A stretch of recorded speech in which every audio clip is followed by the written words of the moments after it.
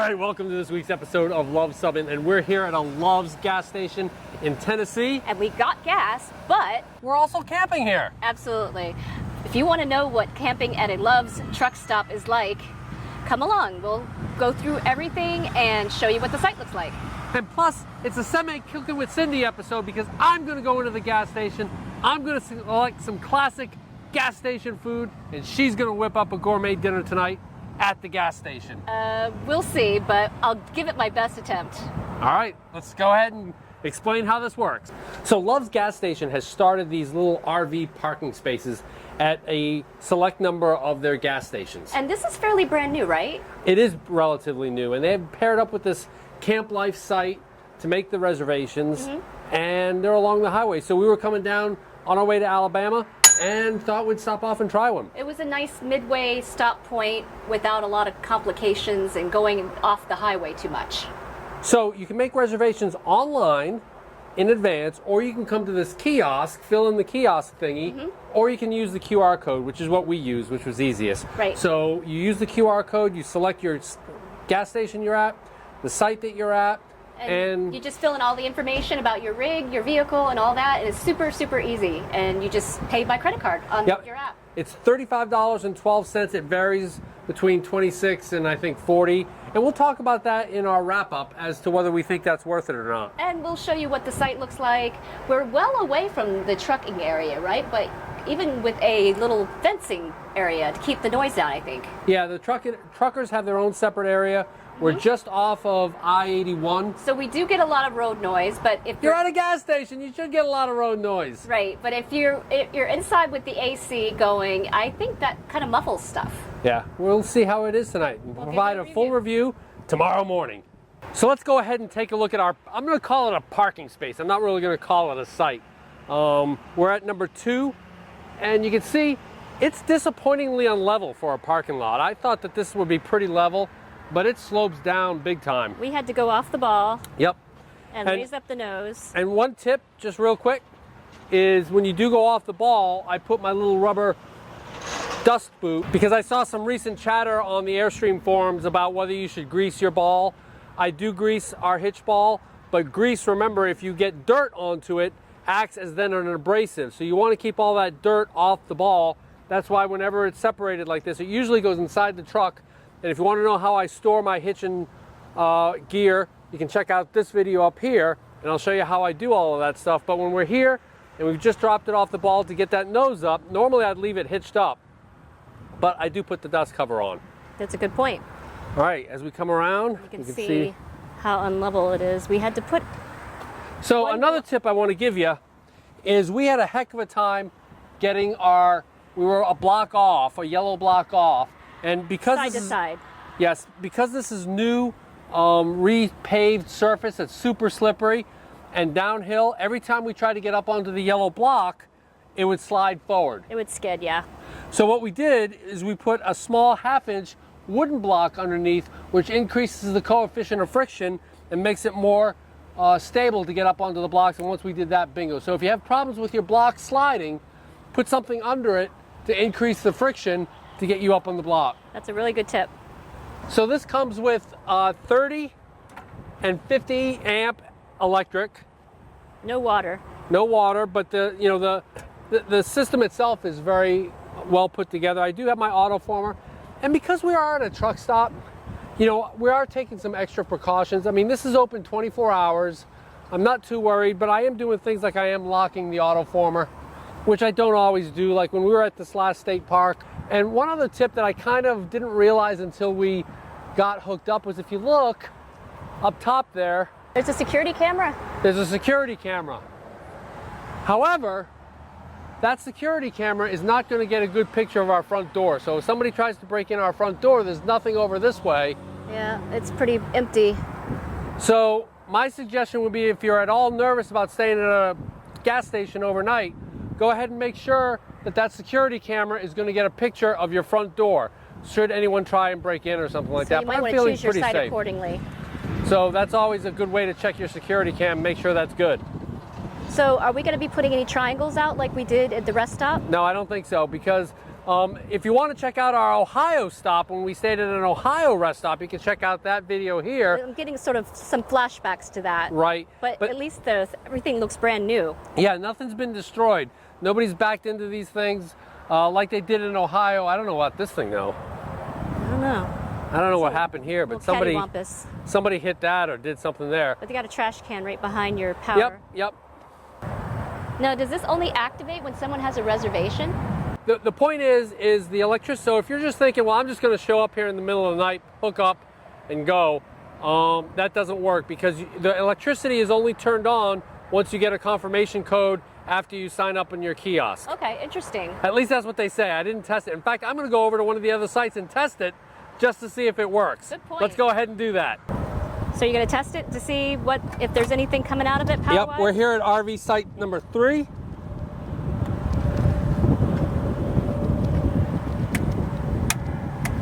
Yep, no power. So you do need that reservation code to go ahead and get power. So I'm sure they activate it from inside, do you think? It's probably done electronically. Okay. Yep. So we also had to go inside for a Wi-Fi code as well. Yep. So, but they did offer free Wi-Fi that was separate from the customer Wi-Fi. Yep, which is one of the reasons we're here, because we need to do some YouTubing. Perfect. And of course, we're going to give our final review, but you know, the competition for this is things like Harvest Host, which is going to be infinitesimally more beautiful. But one of the things that might work for you here is, say you're traveling in the south, like we are, but it's July and it's 105 degrees outside with 100% humidity, and a Harvest Host would just, though beautiful, be a hot, miserable sleep. This gives you that air conditioner running. That's what we're doing right now. So that's one advantage. And we've already weighed our rig this year. We weigh our rig every year. We've got multiple videos on how to go to a cat scale and how to interpret the numbers. You can check those out here. But you can see there's a cat scale. So it'd be a perfect opportunity either before or after you get gas and hook up. Maybe in the morning before things get too crazy, zing on over to that cat scale, get yourself away, make sure your rig is safe. All right, another one of the amenities that they offered was a place to fill up your propane. So you can see here, you just call for service and they can fill up your propanes. They can also exchange propane cylinders, and they also offer a laundry service as well. There is a dump station for an extra $10 fee. I'm not sure if that's included with our campsite or not. I'll ask. This may just be for random people fueling up and stuff like that. I will ask at the front desk if the dump station is extra. That's a good question, because that would be quite expensive if it's not included. Yeah. There is a fresh water hookup, but I'm not touching that because it doesn't say potable. Right. So I'm not going there. We've got enough water to survive, but one tip is to make sure you have your water tanks full before you get here. All right, so let's go ahead. I'm going to go into the gas station and I'm going to get Cindy's ingredients for dinner tonight. Wonder what he's going to get me. Hopefully I can do something with it.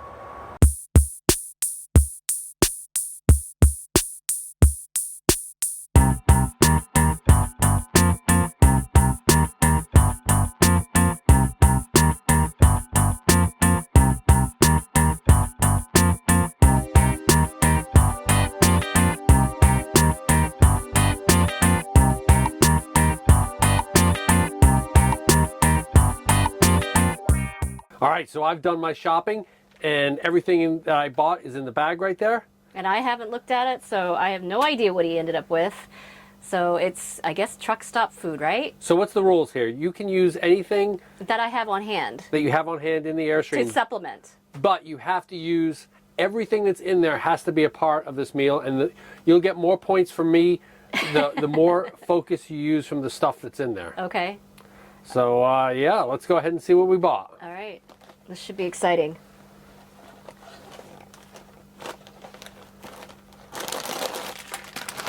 Okay, Funyuns. All right, that's going to be interesting. Funyuns are always interesting.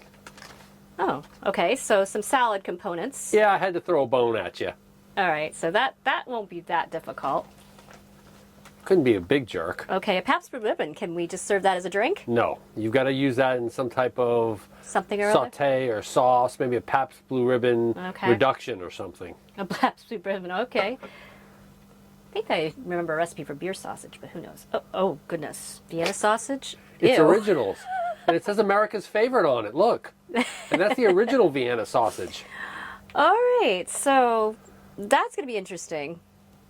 Let's see what else we got. Oh, beef jerky. Nope. No? Better. Bacon on the go. Bacon sweet. Oh, sweet bacon. All right. We're going to be making bacon. Oh, we got 2 of those. 2 of those, right. All right, that's interesting. And I guess this is the final thing. Bold bites. Chicken. Chili Verde style. You really went all over eclectic, right? And gas station classic right there. all right. And you are emphasizing the protein as well. Well, there's, All right. there's not a lot of carbohydrates. I'm going to have to give this some thought. So we'll ponder my recipe choices and we'll see where I go with this. There's a dog running around loose. Rich is out there helping to track him down. This is his owner, and there are multiple people trying to help. This guy is going up the ridge there. Numerous cars parked with their warning lights. This guy is driving along the grass. I see Rich with his blue shirt over there. I mean, this is absolute chaos. It looks like they're conferring. So there it is. If someone can just corral it, people are swarming, so yep, I think we're gonna get the dog under control, so that is a good thing. So what was the final result of all that drama with the dog? Because I was worried that he would go out on the road. Absolutely. So the dog was captured out by in front of the store. He's panting big time. The store manager went in from Love's, got him some water. He's bleeding a little bit from his paw, probably just from, doing his exertions around the parking lot and stuff like that. But otherwise, he's just exhausted. Okay, it was a big poodle, actually, is what it was. I learned 2 things, though. Okay. 1, if it was grandma having an episode and running out towards the interstate, the family might go after grandma. If it's a dog, everything stopped. Everyone was running away from the pumps. Cars were going back. People were running all over the place. We were all coordinating, like, you go here, you go there. We're going to tackle this dog, all this stuff. So, yeah, a dog, the entire community comes to the rescue. And 2, the other thing I learned was I'm seriously out of shape. If any of my Citadel classmates are watching this, please come to Vermont and haze the living crap out of me. You guys know how to do it, because I'm out of shape. I was panting running after that dog. But yeah. Thankfully, all's well that ended well. He did not get hit on I-81. That is spectacular. Everybody came together, the Love's manager, the Love's employees, the people gassing, everyone was running after this dog. Absolutely. We're all talking about how we're going to tackle him. That's hilarious. So I'm so glad that the dog ended up safe and sound. Just another day out in the RV. So my first dish that I'm going to make is actually dessert. And I'm going to do a throw off of a beer muffin recipe and sort of make it sweetish. And so Swedish or sweet-ish? Sweet-ish. Okay. And I'm going to use the beer as my liquid. So that's that's PBR right there. That's PBR right there. And for the middle of it, I have some leftover applesauce that I made from the apples that we had at the Corps of Engineer campground. Yeah, you can see a picture of Cindy picking the apples here. Mm-hmm. Awesome. So we're going to try baking this in the air fryer, just for kicks and giggles, and we'll see how it turns out. Excellent. We have power to do that. Yep. All right, I'm going to have to do something with this Vienna sausage. I'm not sure I've done a lot of cooking with this stuff. I would hope not. Yeah, I'm going to do probably a Chinese stir fry with this. And I think the Vienna sausages will mimic Spam very well. However, they're called Vienna sausages, and I don't know why, because we've been to Vienna and... Yeah, we've been to Austria many, many times, as you can see sure. from this picture here, and we have yet to see anything that remotely resembles that.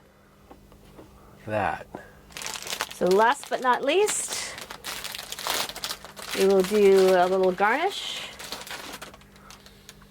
with the Funyuns. Yes, I believe in France this is called garni de la funion. Yes. I think that will add to the dish. So this is a saute of all the proteins that Rich provided me with the convenience store and the vegetables that we had. So, and I made it my own little sauce, Chinese sauce, to come over the top, and I think it will be good. All right, let's go ahead and taste this. I liken the Vienna sausage to, like it or not, to Spam. Spam with crappy texture. But I'll say this. Right now it's about 2:26 in the morning in Vienna, but all over Austria people are rejoicing that their sausage has finally gotten the respect that it needs, because this is very, very good. The sauce is excellent. The vegetables have just that right amount of al dente-ness, and of course the garni de la funion. All right. So this is the dessert. Okay, seriously, this is a dessert made with PBR. I think this is varsity level. And an air fryer. So we'll see how it turns out. And those apples that you did at the Corps of Engineer campground. Absolutely. What? Are you laughing? That's awesome. Is it good? It was really good. I wasn't sure, because I kind of made up the recipe a little bit, because I was jumping off of a beer muffin recipe. Everything is spectacular. So is it sweet enough? Because that... Absolutely. Okay. So there... This is an excellent use for Pabst Blue Ribbon. Perhaps even better than drinking it. Well, we survived our evening at a Lowe's gas station at their new RV stops, and we are now where? We are now in Lancaster, Tennessee at a Corps of Engineers campground. Yes, Center Hill Dam, Corps of Engineers, another beautiful campground. And so, what's your final assessment on Love's? It was interesting. I'm not sure I'd go out of my way to stay at one, because it felt a little squiffier than the rest stop.